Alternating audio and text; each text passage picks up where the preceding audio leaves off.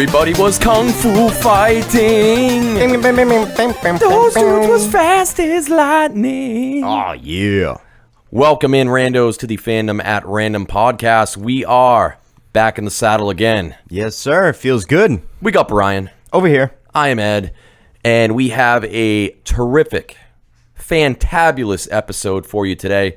Mainly because we're fresh, man.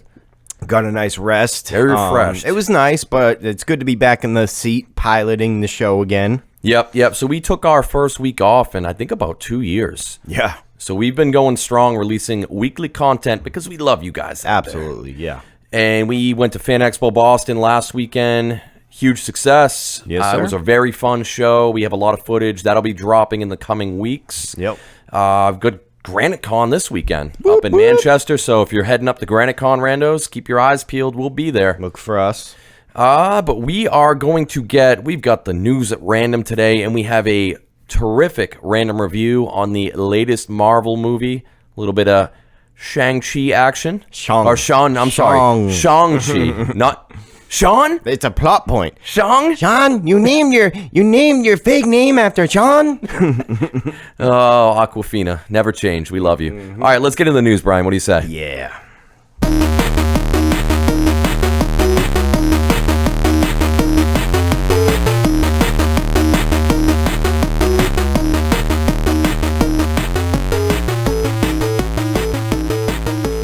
News at random. All right. So, Brian, I know you added this one. Why don't you talk about our Phantom Fatality of the week here? Yes, sir. Michael Williams, a.k.a. Irish, from Battlefield 4 and currently Battlefield 2042 coming out. And most of you would know him as Omar from The Wire. One of the scariest thug villains I've ever seen. Yeah, that show kicked ass. Yeah, man. Yeah, I wish I had it pulled up. I think he was 54. That's young, Found man. him dead in his apartment. Really? Yeah, I think he had a heart attack or something. It's fucking terrible, though, because he has a big role playing in 2042. It would have been good if he was around for this opening of that, you know? Oh, speaking of Battlefield 2042, because you're going to talk about the PlayStation Showcase in a minute, but flip the script to Xbox. You just scored an Xbox, didn't you? Yeah, by accident. They were doing it. Whoa, he's so excited. He's just... I'm gassy. Through the Xbox Easy Access program or something like that. I forget what it's called. Either way, I was just checking to Xbox Easy Access program. That's what I'm calling it. Bend over, we'll give you an Xbox. Yeah, Easy Access. I was just checking to see if I could get approved because that's the only way they had it in stock. You could only go through that program. And they told me I had gotten approved and the order was placed and it was on its way in the matter of like 20 seconds. I'm like, wait, whoa, what the fuck? I thought I got scammed and shit, but apparently it's coming Wednesday. So congratulations, Brian. Oh, thank you. Welcome to the Xbox family. Playing for the other team. You hate X-Boys. So, PlayStation Showcase just dropped, and it was awesome. It was awesome. Revealing. Yeah, I mean, they mentioned a ton of crazy shit. I mean, what was your favorite thing that they talked about? I mean, obviously, Ragnarok, God of War was a big one. The fact that we got some gameplay and a trailer and saw Fat Thor come back. Boy. I have to say, though, dude, even though we got nothing but an announcement trailer, Wolverine from Insomniac. Yep. If they're going to be tying a game universe into Insomniac, because we have Spider-Man, they announced Spider-Man 2, and now we have Wolverine. Oh, and Venom. Venom's going to be the villain in Spider-Man 2. It's all wild, man. It's all fucking wild. I was shocked with the Knights of the Old Republic announcement. Oh, that too, yep. I mean, getting a full remake. Yeah, and Resident Evil 2 treatment, basically. Yeah, and it is, randos, if you have not played the original Knights of the Old Republic, it is bar none one of the greatest RPGs ever made. I'm if you're one a of those Star people. Wars fan, Yep. Yeah, I mean, it is, you're very lucky. Yeah, I'm going to be able to replay it with modern graphics. Unfortunately, it's, as of right now, I think it's console exclusive to PS5. Yeah. Is it going to be on PS4? Did they mention that? I haven't heard PS4 yet. I'm hoping by the time it comes out, I'll have a PS5, but we'll see. But, I mean, it's very odd because the original Knights of the Old Republic came out all the way back. It was on the original Xbox. Yeah. So, I mean, To have it be PS5 exclusive is a little strange. yeah, I don't know. I don't get it. But we said the same thing about Final Fantasy going to PlayStation, I know. when it was on Nintendo consoles for years. So Right. I guess shit does change, but it will come to Xbox and probably PC eventually. Yeah. But yeah, and then other than that, we had a bunch of Trailers. trailers drop this past week. I can't say any of them really tickle my taint. Yeah, no, there was no taint tickling on any of these. No. So we got The Matrix 4. yeah, this was probably the biggest one for me. It was. I was, as many people out there, huge Matrix fan. Mainly the original. Reloaded was okay, and then was it Revolutions? The Something third like that, was kind of jumped the shark. This trailer was lacking a disturbing amount of techno 90s feel. Something about it just didn't feel like The Matrix to me. I agree. Yeah, it felt like John Wick it was being pulled in, and he's going to meet Neo at the end of the movie. And Do you hear that? That is Do you want to follow the White Rabbit? that is a running theory online. And it has been for years. If that's the case, I'll be okay with it. That John Wick is actually Neo in The Matrix. Yeah. And I'm sitting there thinking, like, there's no way they're ever going to do it, so I'm not going to get excited about it. But if they did it, it's just so crazy, it might fucking work. Yeah, we'll have to see. But I love Keanu. Love me some Keanu. So Yeah. I'll reserve my judgment. We'll definitely be checking it out, Randos, when it comes out. Definitely, yeah. New Dexter trailer released. I'm excited for it. It looks like we have Deborah Morgan taking place of his dead father. Yeah, Harry. Yeah, Harry. Instead of him talking to Dexter, it's going to be Deborah. I love Deborah. His dark passenger. Yeah, his dark passenger. And it looks like he's not a lumberjack anymore. He is in a lumberjack town. But it looks good. So, yeah. We've talked about shows, too, that have just horrifically disappointing last seasons. And Dexter always is at the top of those lists. Yeah. Only because it had so much potential. Last season was such shit. Oh, yeah. And I think, Michael C. Hall, a lot of people don't remember the last couple seasons, he was fighting cancer. Oh, yeah. And he was going through treatment. He was in and out of, and he was one of the producers. He was heavily involved, the writing, the creation, and obviously playing the titular character of Dexter. But, I mean, a lot of people say that may have impacted what they could and couldn't do in the end. Yeah, but then let's just point to Black Panther. What's his name? It's escaping me right now. Oh, Chadwick Boseman? Chadwick Boseman, yeah, who is fighting cancer as well and is amazing up until his last breath, Yeah, and I don't think his acting ever suffered. But again, Chadwick Boseman wasn't, producing and writing true. Black Panther. Yeah. Michael C. Hall was. Yeah, so I'm excited. I love Dexter, and I hope they can bring this season back and right the ship that was a total fucking Titanic by the end of it. That's my biggest thing. And I think this could become a common theme. You may see a lot of properties start doing this, and mark my words, only because the property, it means so much to HBO, and it was such a juggernaut moneymaker for them. Yeah. But Game of Thrones, it got effed up so badly the last season, and it hurt that property so much. I'm going to say 4 years. Yeah. 4 years before we see some kind of like quasi final season is going to come out. Yeah. And or a movie. Or like a movie. they did with Deadwood. Yeah, or a movie. They'll end up doing something though to try to right that ship and right the wrongs. So mark my words, Randos, it will happen. Interesting fact too, if you didn't know, Michael C. Hall is in I'm pretty sure a hardcore band maybe. Or just a rock band, and it's Princess Goes to Butterfly Museum. And I've heard them, and they're really good. Fandom fact. Yeah. I did not know that. I'll check that out. Yeah, they're actually pretty good. Love Michael C. Hall even more now. Yep. Last trailer was Hawkeye, which I dropped. didn't see this one, yeah. And check this one out. After, I loved it. Did it drop today? It was yesterday, I believe. Okay. So, I love it. I was so hesitant when this got announced. I'm like, it's Hawkeye. I don't like Haley Steinfeld either. Yeah, I mean, I like looking at her, but I don't like watching her. So it looks I think it actually looks good. I was surprised by the tone of it, the direction they're taking it in. Really? I think it might actually be really good. Because I was hoping more for a Ronin type, like what happened with him in the Lost Years. I think they're gonna talk about that. I can fucks with that. I can fucks with that. Yeah, we'll watch it after this. All right. But that's about it for news, Brian. Anything else before we get into our random There review? was a lot of news, but yeah, we covered the big things. I think we're good. Yeah, we want to focus on this review this week. So Sean. Sean. Shang-Chi.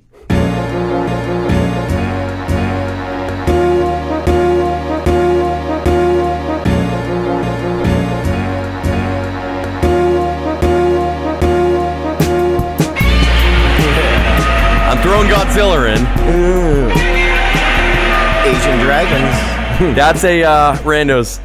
If you have not seen this film yet, there's going to be spoilers. Yeah. And the reason I threw that in, because by the third act of this film, shit goes off the rails. It's Godzilla. So, if you have not seen Shang-Chi yet, Check out. yeah. Watch it. Come back. Yeah, listen come to back. this Come back and review. listen. Yeah. So, Shang-Chi and the Legend of the Ten Rings, it is finally dropped. I always want to call it the Legend of the Hidden Temple. I don't know why. He had to 90s kid. Well, that's to me. where he had to find the 10 rings. Yeah. It was in the Shrine of the Silver Monkey. Yeah. He had to assemble it. And it was and surrounded Olmec- by the purple jaguars, or I Yeah. can't ever remember the. And then he colors. had to fight Kirk Fogg to keep the rings. So and you don't want to fuck with Kirk. no, Fogg. Kirk Fogg. Anybody that can rock out those short, I was like gonna tan say, shorts. dude, what he's hiding in those pockets of the cargo shorts is fucking serious. So Shang-Chi. Shang-Chi. I want to make sure I pronounce that correctly. So Shang-Chi, huge. We've been waiting for this. This effectively really kicked off Phase 4 of Marvel. Yeah. This is now officially, because Black Widow was supposed to still kind of quasi be Phase 3. The Yep. pandemic changed all of that. It got pushed out. Yes. So this officially kicks off Phase 4 of Marvel, and Solid kick. solid. Yeah. Yes. We're not going to get a review scores yet. We'll do it at the end, but it was solid. So you have it's Simu Liu, I believe it's Yeah. how it's pronounced. Simu Liu. I Simu think Liu. you're right. Yep. So he plays Shang-Chi, and I thought he was awesome. Yes. Dude, the first time I seen him on screen when I watched the movie, I'm like, he looks kind of old and weird for this movie. And almost just as quick, he actually grabbed me and was like, nope, I'm meant for this movie. So yeah, Charisma. I am very happy with him. Yeah, he had a lot of charisma. Yeah. He played the classic, running from your past hero, but then shit catches up with you. Yeah, like So even though he was badass, he was still I troubled. was gonna say, like, the troubled, nerdy, goofy guy who can turn into a total badass when he needs to. Oh yeah. Yeah, it was really cool to watch him play this part. Oh, trust me, dude. My wife, like, when he had that scene, like, when he pops his shirt off for the Yeah. first time, Oh, my wife's like, Jesus all right, Christ, yeah. I'm on board. There wasn't a dry seat in the house when I watched, including my girlfriend. Oh, man. And then he's sidekicked by the one and only Aquafina, Awkwafina, dude. yeah. And let me tell you something. Aquafina is definitely one of those you like her or hate her type characters. I love her, and I don't think she works in everything, but I think in this, she worked damn near perfectly. You can't hate Aquafina. I think there's a lot of people with the voice, they find her very annoying. But Maybe. in this one, she was perfect with the humor, on point, hit every time. So, yeah. And that's like the main start of the film. It's them, like their like little buddy relationship. So that I missed the first going on. like 2 minutes. It was hard to figure out whether they were sister brother, No, yeah, friend best friend, or girlfriend boyfriend. So it took me about 20 minutes to realize yeah. I think that. they're again just best friends. Yeah. Since he came to America. Yeah. But this film, it starts out. I don't even want to say it starts out slow because the action kicks in pretty damn quickly. Yeah. And obviously, we mentioned we love Simu Liu as Shang-Chi. We thought, Aquafina as the character of Katie, also good. Let's be honest, though. Tony Leung stole this goddamn movie playing Shang-Chi's father. Holy shit. I just realized something. His villain name is Mandarin. Yes. Every time I heard a review about this movie, I thought they were talking about Ben Kingsley. No. Okay, so a lot of shit makes So sense. he goes by, and that was the whole thing with his character is the 10 rings, which he gets, and they actually don't say how he acquired them. Right. But they kind of hinted at it a little bit in the post-credits. Yeah. But these rings that he has not only give him amazing powers, but they also give him immortality. Right. And he's been alive for like 1,000+ years as just a badass, like a conqueror. Yeah. And He plays the nuanced villain Yeah. so goddamn well. I thought he stole every scene he was in. Absolutely. Him playing like the tortured widow and the absent father and the badass conqueror, definitely it worked for him. I think we'll talk about it later, but I think his motivations were taken a little far towards the end of the movie, but again, we'll get into that more. But as for 2/3 of the movie, I think he played perfect. Yeah, and let's just jump. We'll be quick. We'll jump through and just talk about some things that we like. So the movie, like you said, it's got all that setup building into it, and Katie thinks her friend Sean, who's actually Shang, Yeah. is just a kind of quiet, nerdy, pacifist type of dude. Introvert, yeah. And then you get the trolley scene, which Yes. was badass. Dude, Like, and let me tell you, when I saw the enemy, who was Razor Fist, this dude played Victor Drago in Creed 2. yes. So I was like, holy shit, that's Victor Drago. That dude is a fucking beast, you know? And then the fight kicked off. And Yeah. I was like, holy shit.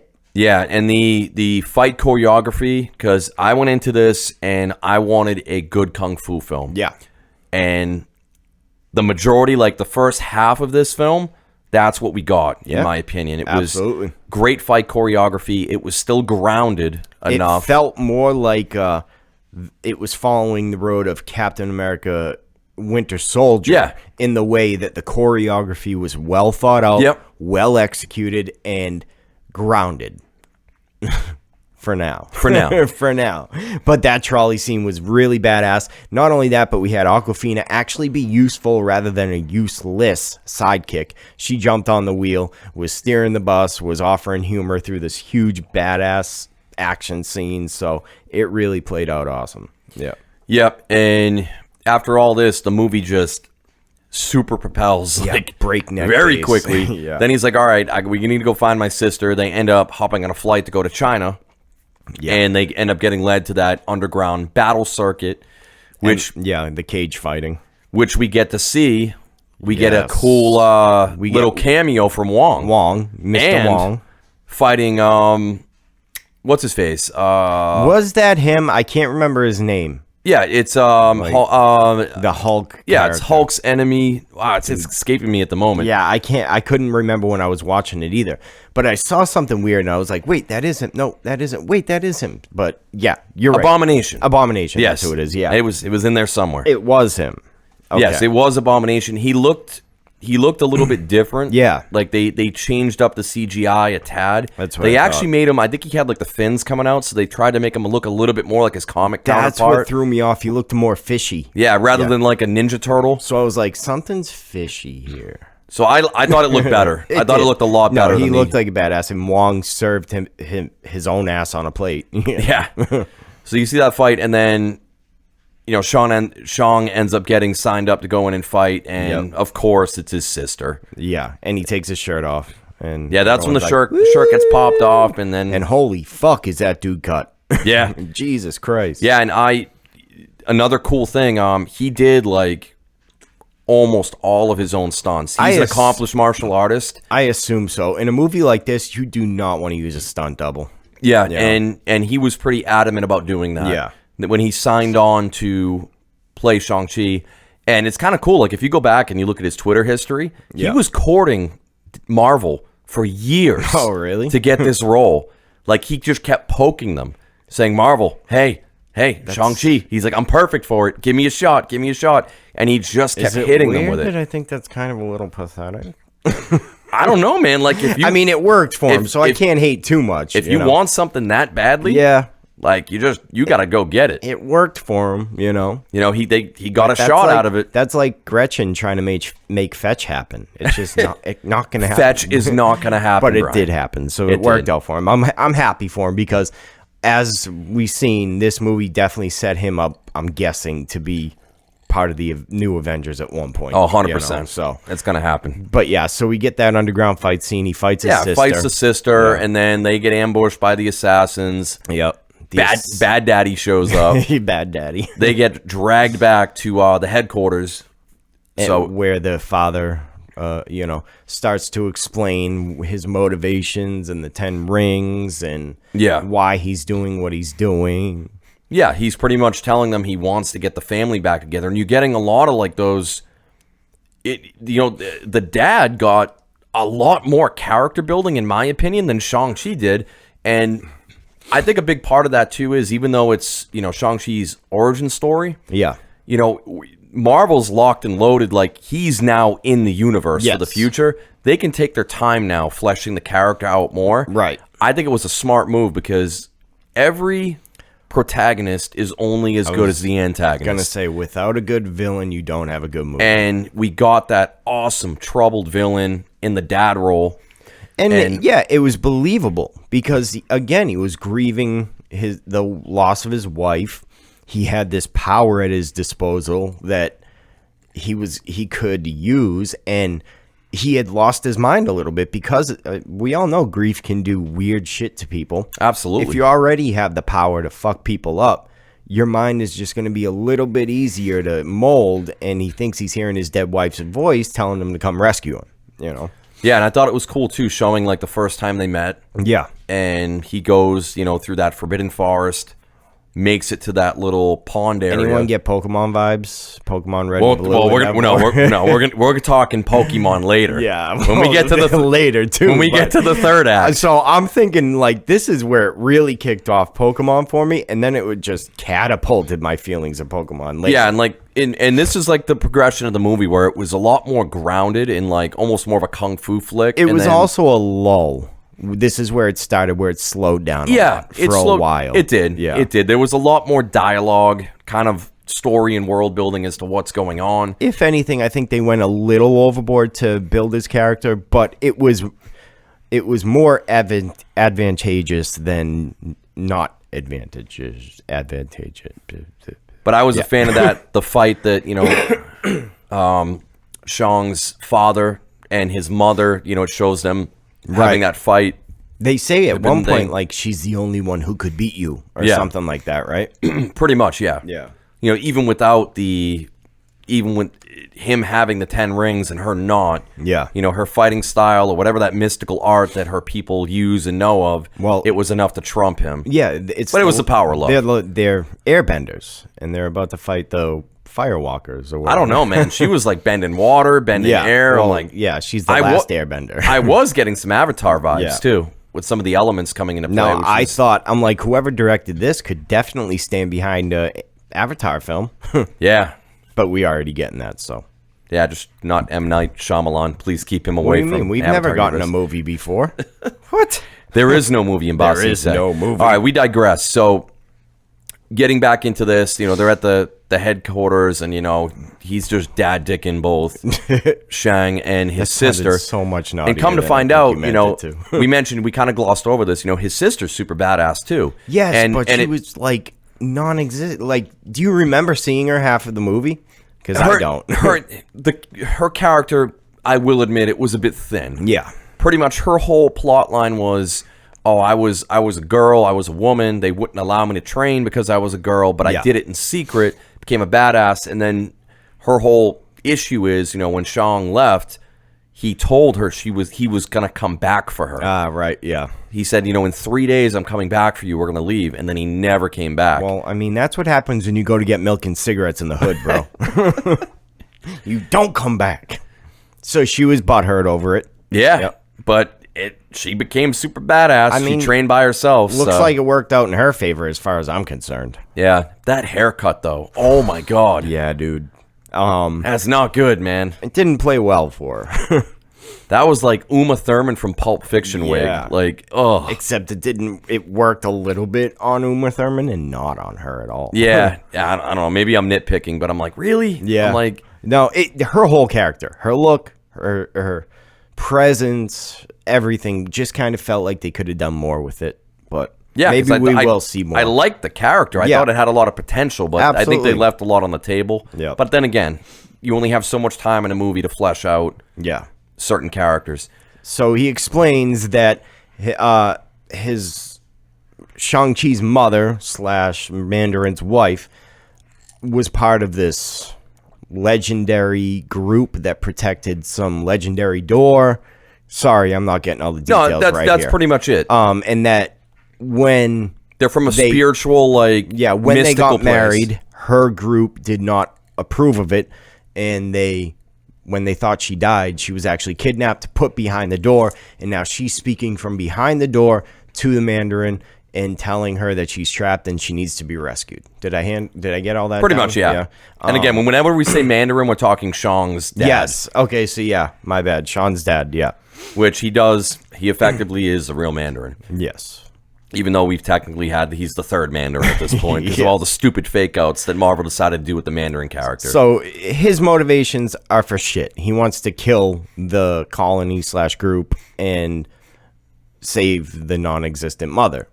Yeah, I mean, and the kids don't want to, so they get locked up. You know, but at the same time, he's looking back, like he's reminiscing about, because he gave up the 10 rings. When he was happy with his family, he said it was the first time he really felt alive. Because they were playing DDR together. I know, right? Little Dance Dance Revolution. I was like, hell yeah. He was basically a mob boss. Throwing some Midnight Blaze. They met, right? Like... Well, no, he was more than a mob boss. He was a conqueror. Yeah, I mean, a conqueror, but effectively, at the time, a mob boss. Yeah.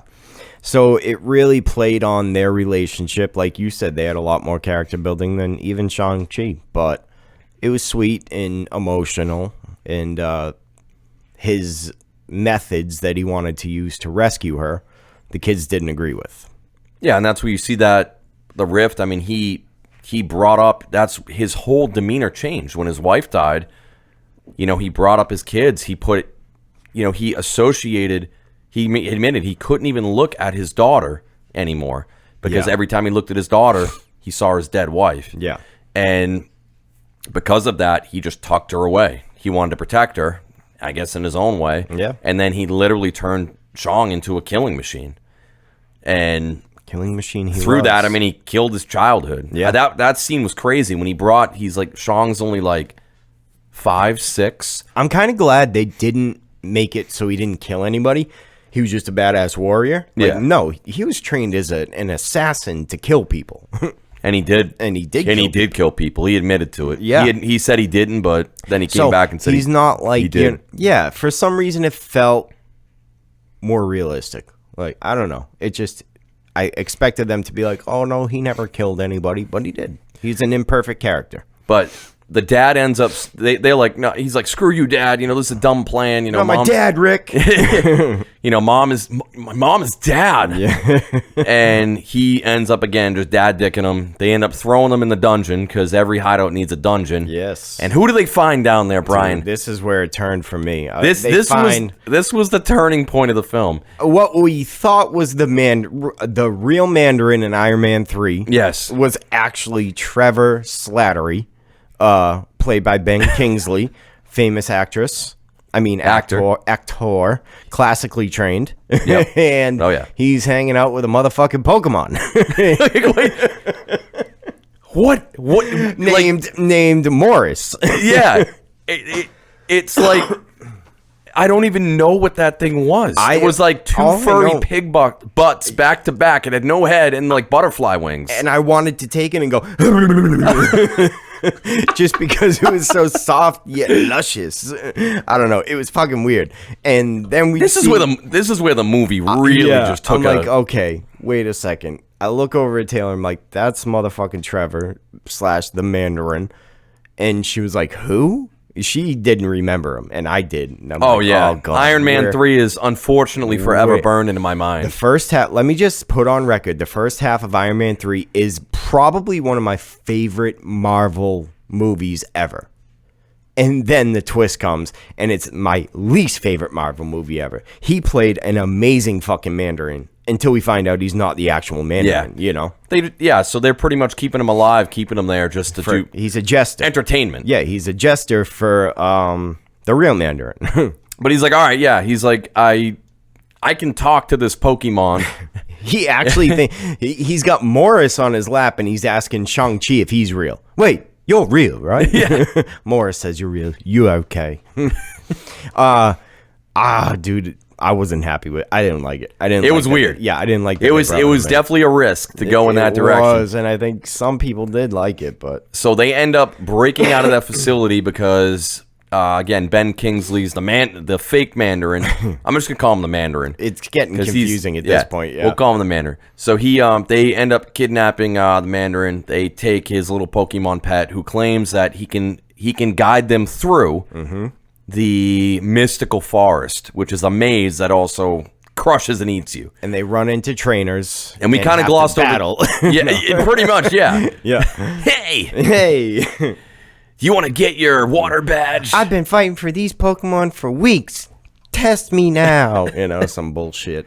Gotta catch them all. So they do that. Aquafina ends up blasting them through on that vehicle. Did she drive? Yeah, she did. She drove. So she was a driver. Yeah. Yeah, she was a badass driver. We saw that earlier in the film as well, multiple times. And yeah, Morris thinks they have about a 75% chance of making it through alive, and it leads them to no, he says they have a 90% chance to make it through. 19%. He's like, oh, I'm sorry, 19%. 19%. That's right. This was a cool scene. Were they driving a Jeep or a Mini Cooper? For some reason, but he's like, Morris says, stay in the pocket. Stay in the pocket. Stay in the pocket. Turn left. It was entertaining. Ben Kingsley never fails as an actor, as far as I'm concerned. So it did have its perks. For comic relief, yeah, I loved him. Absolutely. I thought he was terrific in the latter half of this film. Yeah. I'm more scratching my head like, why is he even in this? Why is he in the plot line? They didn't need him. And in the back of my mind, again, I'm like, they got so much shit. Yeah. For fucking up the Mandarin plot line. Dude, if you shit your pants in, elementary school, and everyone knew, and you moved out of town because it was the most embarrassing moment of your life, that's like you returning to that town, finding everybody that saw you shit your pants and being like, I'm back. Yeah, at that point, you got to own that shit. Literally. I guess that's what they were trying to do in this movie. So they make it through the Forbidden Forest and literally go into it's like the Kanto region in Pokemon. Yeah. It's unbelievable. You legitimately have many there is a Ninetales. Yeah. There is a family of Ninetales that walks out. Dude, that's right. I'm like, what is going on? I'm like, they're not tying in Pokemon right now. That's what I thought. Yeah. I was expecting Ryan Reynolds in a Pikachu just walk up like, hey, what are you doing here? What are you guys doing here? So again, it's showing that this is a mystical realm. It was cool. I mean, a lot of the creatures do harken back to a lot of Chinese mythology. Yeah. It's like some of the drakes and some of the other things that you see drawings of, which was cool. Pokemon was created by China, so. Oh, Japan. Yeah, same thing. Yeah, I mean, yes. So I guess it makes sense that the creatures look somewhat similar. Yeah, and you got to catch them all. Yeah. So at this point, again, the film really it's dynamic. It's so tough with Marvel because we're in Phase 4, and we've now seen through the first 3 phases of Marvel, we've seen crazy shit. We've got characters now that are almost on a Dragon Ball level where they can just blow up planets. Well, and we haven't seen a fucking dragon. Well, no, I was hoping at least with this initial film with Shang-Chi that they would de-escalate the power level a little bit. Yep. Bring everybody back down. That's what I was hoping. Not every event, not every movie needs to be holy shit. It's the end of the multiverse. Mm-hmm. And then I'm like, fuck. Here we go. Like the Trevor thing from Grand Theft Auto. Here we go again. We have dragon armor and dragon weapons. Yeah. And we need to protect the giant dragon in the water. Yeah. This is where it traveled right back into MCU territory. Up until this point, we got something a little different, a little more grounded, a little more kung fu. And then it started focusing on two armies facing each other rather than like the shit that worked in this movie was the one-on-one kung fu. You know? And what kills me is we didn't even get two armies. No. They hyped it up as two armies, and then they did the fucking goddamn Black Panther trick. Yeah. They did the same thing in Black Panther with the Wakandan armies and everything at the end when they're saying, oh, we've got like thousands of troops. And then realistically on camera, it's a battle of like 20 people. Yeah. And the same thing happened in this. It was like 15 villagers showed up, and then like 15 it did to feel 20 really small scale for a world protecting village, you know. Yeah, like 15 to 20 bad guys show up, and they don't think to bring guns. No, you know, they come out with all bladed weapons. They have razor fists. That's all they need. It's like who bitched out at the first sight of a dragon weapon, you know.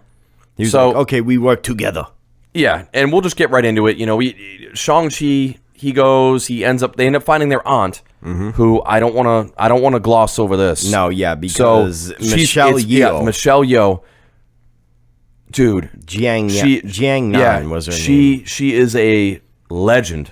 She's legend in a lot of shit. Legend in kung fu films. The original Crouching Tiger, Hidden Dragon, which really just reinvigorated kung fu movies and really brought them back to the mainstream after they were, especially here in other parts of the world. So it was awesome to see her back in a kung fu film, get to see her do a bunch of badass stuff, and then like training with Shang and like explaining to him like, you know, some of the shit that, you know, how his mother defeated the father originally and what he had to do.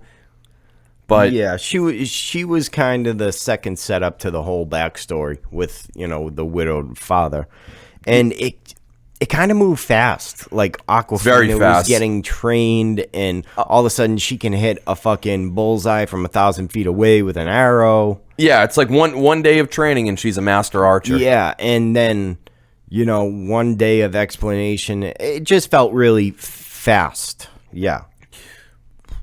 Yeah, so Sean's dad shows up, and he's got his 10 rings on, and he's like, all right, burn it to the ground, tells them what should have been a epic battle, again, it's like 20 on 20. Yeah. So it's like, it's not... But wait, we do finally have the showdown between the father and son.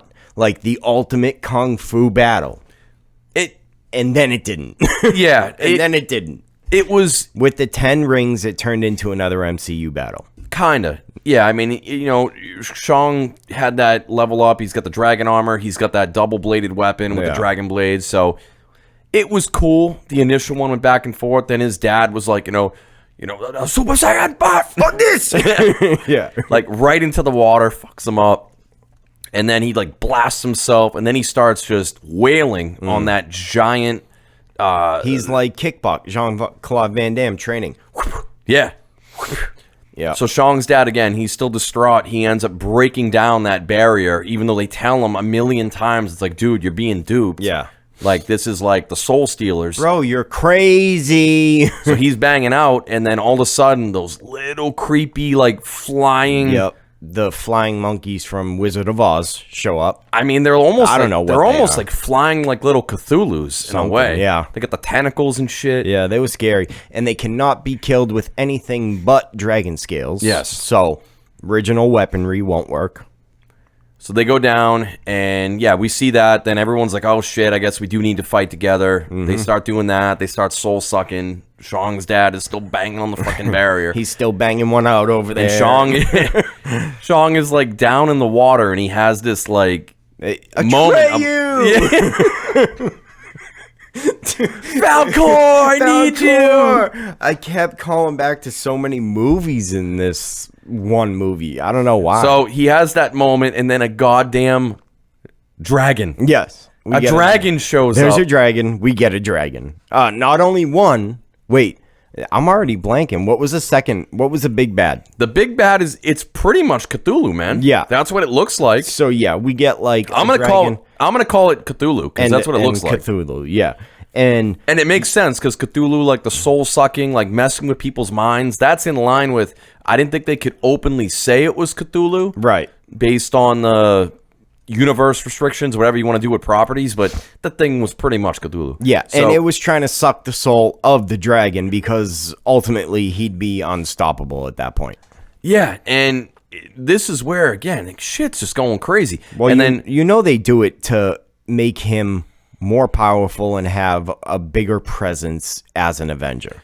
So then, that escapes. You see Shang ends up having that last fight with his dad, and that's when he starts really embracing like who he is, and he ends up all of the 10 rings, he ends up being able to control them. Yeah. Like fully, without his dad even giving up control yet. Oh, yeah, he was like, I just mind fucked you, bro. Yeah, and he was getting ready to kill his dad, and he's like, nope, not going to do it, Dad. I still love you. His dad ends up getting soul sucked, but before he does, boom, gives Shang the rings. Yep. Now Shang's all powered up. And he does like, all right, let's hop on this dragon. Let's have it's now a kaiju battle. Let's go for a ride. Yeah, it has now become a monster kaiju We movie. got a kaiju up in this bitch. Exactly. Which is, again, harkening back to the Godzilla drop at the beginning. Yeah. But, it was cool. CGI was okay. Dude. It just felt like another MCU ending. That's all. Yeah, and that's why I think it just got way too big in the end. It did. It got way too big. So picture this, right? It ends with the battle between him and his father. And it's a lot more low-key. We don't have armies fighting against each other. Or maybe we do, without a dragon. I don't know. And then we get either a second film or another MCU film where Shang-Chi busts in on a motherfucking dragon that we've never seen before. And it just looks that much badass. Like, oh, this is what he's really capable of. Like, it would have been cooler to see it down the line. Like you said, not in this movie, to build it up and maybe see it in another movie or in a sequel. Yeah, and one moment, though, I will say as an anime fan that I appreciated, it's the final blow when he takes the rings and he's up in the air. Yeah. And then he blows them all into, like, the innards of Cthulhu. I didn't know how. And then, dude. It's over 9,000! Yeah. He, like, legit does, like, a Kamehameha, like, wave of the rings into him. Oh, my God. And then he's like, bah! And it just explodes.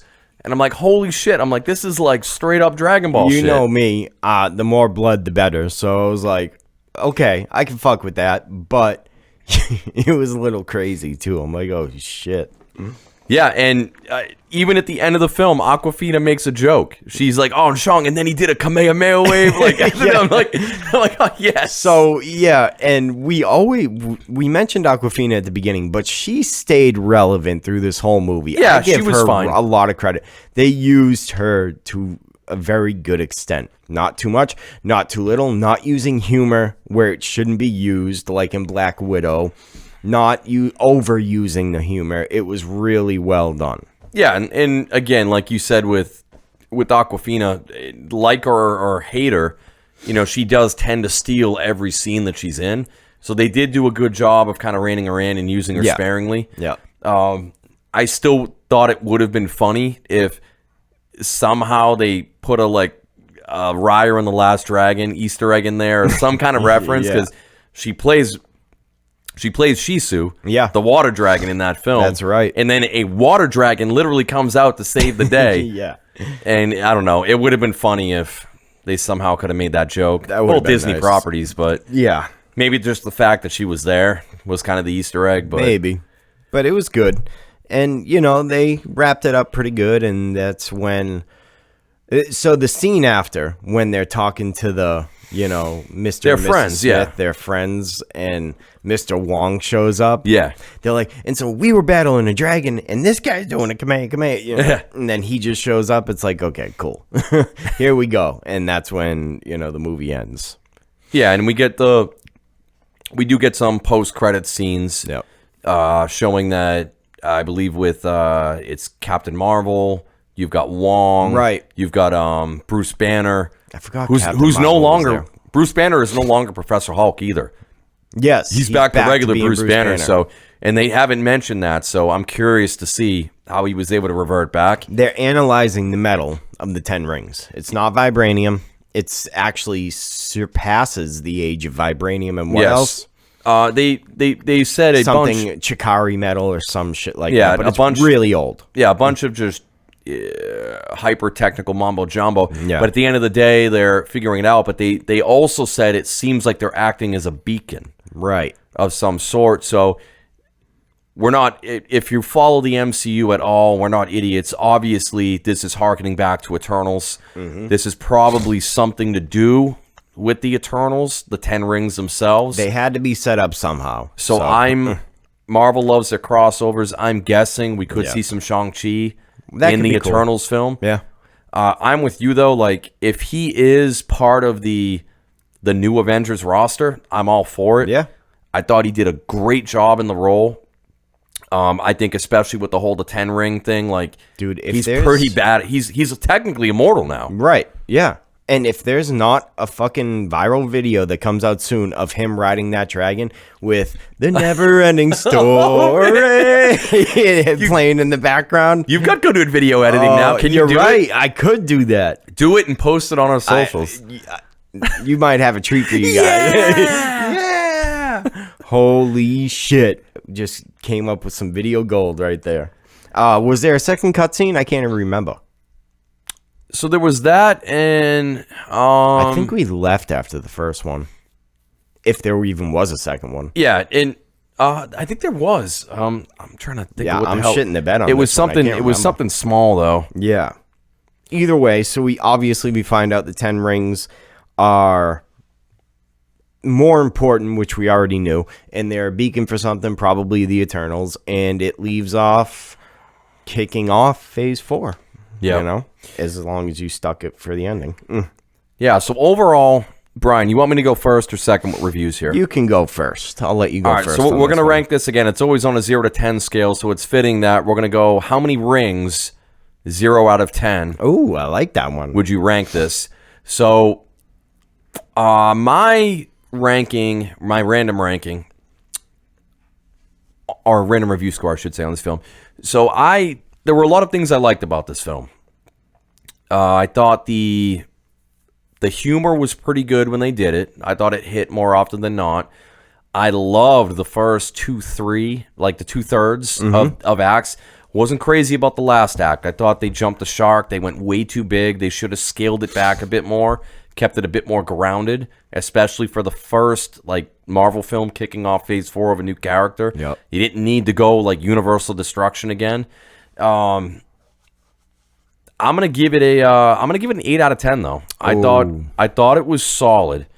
You know, I really did. I'm hovering.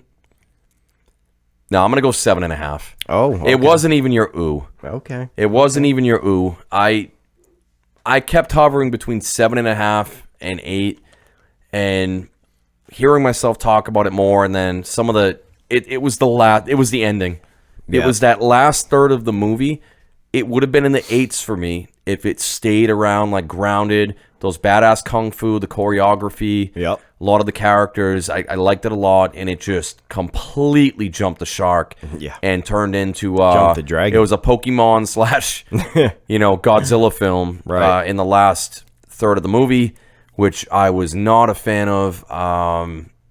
7.5 out of 10, but I still solid, All right. like solid. No, I respect that because honestly, the reason I was like, ooh, is because you basically gave the score I was going to give it. So let me explain. First 2/3 of the movie, like you said, awesome, amazing, good action scenes, good story. The ending, again, I completely agree with you. Jumped the shark, really went off the deep end. It didn't need to go there. One of my biggest complaints is the Mandarin. They didn't need to bring him in. He offered some good humor, but story-wise, it was literally just them trying to put too much in it. Yeah. You know what I mean? He didn't need to be there. We could have seen Morris as like a fucking creature in a collection or something like that, and it could have been the same thing. Either way, besides that, and so interestingly enough, I saw this last weekend.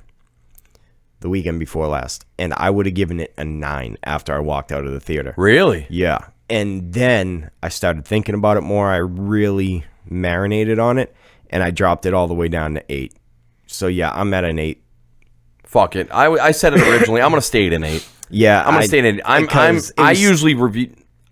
I'm very critical Yeah. on things. You know this. Yeah. But as you're describing it too, and the more I'm thinking about it, it deserves to be an 8. Yeah, because it was still really entertaining, and I think they got a lot more things right than they didn't. And Yeah. I really want to give this a 9 or like a 9.5. No. It just they didn't hit it that well. They not, made yeah. a few mistakes that really dropped it from that. So an 8 Yeah. feels very fair for this movie. Yeah, I mean, if you've listened to our other random reviews, I mean, to get into the 9s. And that's the other thing. I have to check myself with these 9s and 9 because that's top notch Yeah. shit right there. You know. Like if I'm talking like Captain America, like Winter Soldier, Yeah. that's in the 9s for me Right. because that stayed pretty consistent and grounded the whole way through. Absolutely. But So yeah, at an 8, I was like, that feels very good right there. 8 rings out of 10. all right, randos, thank you for listening to our random review of Shang-Chi. Is it Sean or Shang? Sean. I don't know. And the 10 Pick rings. one. So we will be back again. We'll be at Granite Con this upcoming weekend. If you're going to Yeah. be there, come say hello. Yes, please. And we'll be back with more content in the near future. Keep checking in. Phantom Fright Fest right around the corner, randos. Oh yeah. Later.